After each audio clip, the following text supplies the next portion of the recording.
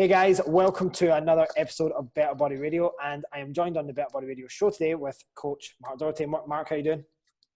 I'm good. How are you? Very well. So I think today's topic was one that you mentioned that you wanted to chat about, and I very much like this topic. It's one that never seems to go to rest and die already. It keeps rearing its ugly head over and over and over again. It is the topic of, would you like to leave with it, Mark? Yeah, so using cardio, does it burn muscle tissue? So the reason we're covering this today is because in the last literally 2 days, I've had 3 people contact me and say that they're actually in a fat loss phase, which is funny enough. Their trainer said they shouldn't add any extra cardio because it's going to burn muscle. So I really want to cover this and dispel this myth once and for all, and also let people know how actually hard it is to lose muscle tissue in the first place. So a little bit of cardio is not going to do that. So going forward, yes, we do talk about people doing excessive cardio. Excessive cardio, what I class as people probably doing maybe 2 hours a day, not doing weight training, not getting enough protein. But why do we preach? So basically what we preach is number 1, strength training, hypertrophy based training. So if you are, and then number 2, it's all about calories in, calories out for fat loss. And any trainers out there who say any different actually do not have a clue what they're talking about, and that's a story for another day. Basically, so if we have a client on good protein levels, which we will speak about shortly, doing strength training, continuing to maintain their strength levels or even increase strength, there's very little chance that they are going to lose muscle tissue even when adding cardio. So what is enough cardio and what is excessive? So basically on a fat loss phase, cardio is used for cardiovascular health to start with. So it's a good idea to put a base level in. So in general, we might have a client start off strength training 4 or 5 times a week, even 3 or 4 times for some people. We'll give them a nutrition plan and a certain set amount of calories to start off with. And then potentially either we'll just start off with a small amount of cardio, 3 by 20 minutes. And then over the fat loss period, we can utilize that cardio to create a larger energy deficit rather than drop food. So at some stages we'll either drop food if fat loss slows down due to metabolic adaptation, or we may not drop food, we will increase output in the form of cardio. So how hard is it to lose muscle tissue? They've done some studies, and people on a 40% deficit, which is pretty low calorie, and only eating 1.4 grams of protein per kilo of body weight actually maintained muscle tissue. So if we have clients, and we usually work between probably the 1.8 to the 2.2, I like the 2.2 grams per kilo, especially dieting. I might even go higher dieting per kilo of body weight, which in pounds, in that terms, it's 1 gram per pound of body weight. If someone's dieting and they're dieting hard, I'll probably increase that. I'll go to about 1.2. I've even known to go to 1.5, especially with clients who are using anabolics. And yes, I have worked with clients using anabolics, and I have worked with natural clients. If you go back to episode 20, guys, you'll be able to listen to our thoughts on the use of anabolics. Yeah. So there you go. Yeah. So basically, if the client needs extra cardio, they should be doing it. So I've had like trainers saying, don't be doing cardio, it burns body fat. Now, I'll give you an example. I'll talk about natural bodybuilders. I've had a natural guy, and basically probably the initial few weeks out from training, he was doing probably cardio every day up to 45 minutes, maybe 50 minutes. He was strength training or hypertrophy training, I'll call it, 4 or 5 days a week. And his calories were pretty low, and this guy lost no muscle tissue. For me to ensure someone loses muscle tissue, I'd probably need to lock him in the room for 3 or 4 days with absolutely no food and maybe tie him to a treadmill. That might help. So basically, we need to get away from this. Cardio can be a very effective tool, definitely. So, and this is talking about fat loss. There's also benefits for using it for clients looking to gain muscle tissue, lean muscle tissue, recovery from training and stuff like that, which we can talk about shortly. So if you are on a cardio deficit trying to lose body fat, you can utilize cardio, and you should utilize cardio. Effectively, you could do anywhere from 30 minutes to 60 minutes a day. If your protein is at the right level, you will not lose muscle tissue. Definitely not.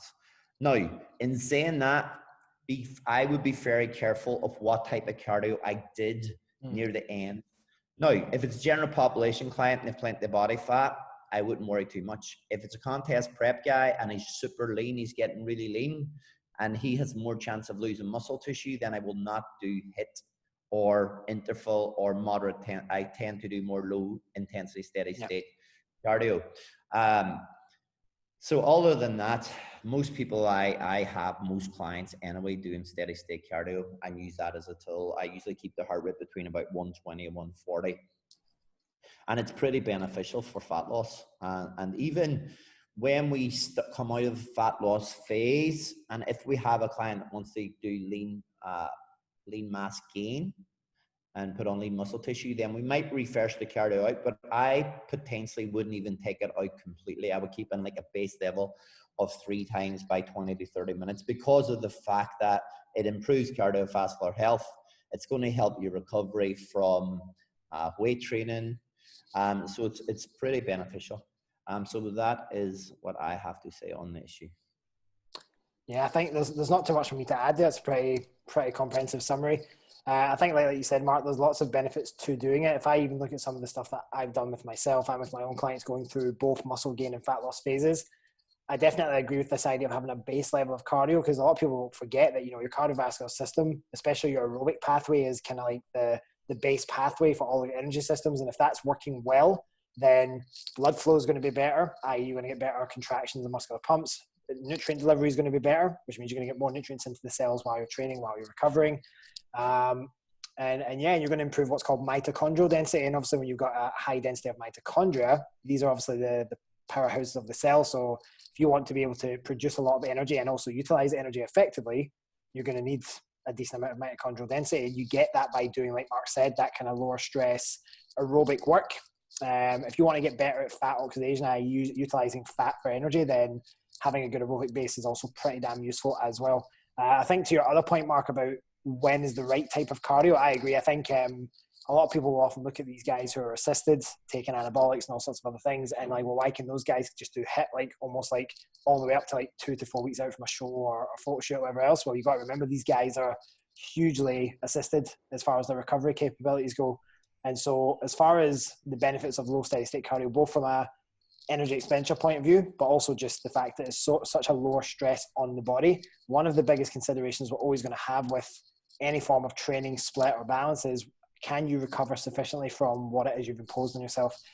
And you'll have, like you said, Mark, these people doing 4 or 5 really hard sessions a weekend and they chuck HIIT on top of that.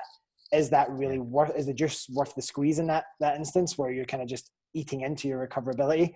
Probably not. And so like you said, actually implementing a good list protocol and even have, like for me, even when I'm not in any phase of any kind, I like to keep in 60 minutes a week of aerobic work because it just helps me to maintain that quality aerobic base. But like you rightly mentioned, because of that increased blood flow, because of that nutrient delivery, it's fantastic for recovery between sessions as well.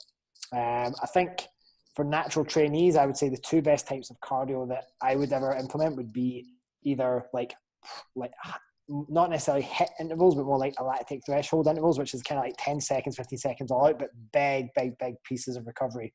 So it might be that they do like 10 or 15 seconds all out, and then they get about 6 to 8 times as much rest.